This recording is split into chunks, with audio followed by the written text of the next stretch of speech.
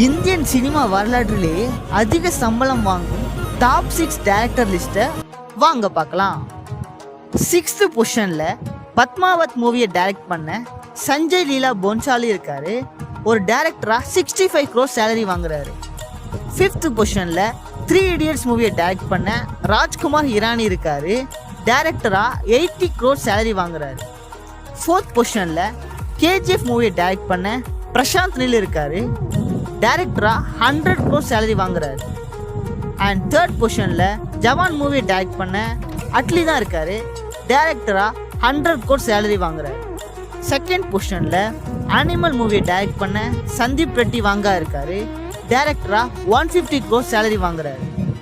1st பொசிஷனில் அன்டவுட்ஃபுல்லி பாகுபலி மூவியை direct பண்ண SS ராஜமௌலி இருக்காரு. அவர் நெக்ஸ்ட் ப்ராஜெக்டான வாரணாசி மூவிக்கு 200 crore சேலரி வாங்குறாரு. இந்த வீடியோ பிடிச்சிருந்தா ஒரு லைக் பண்ணி கூடவே நம்ம சேனலை சப்ஸ்கிரைப் பண்ணிக்கோங்க. அண்ட் உங்கள் ஃபேவரட் டைரக்டரை கமெண்ட்ல சொல்லுங்கள்.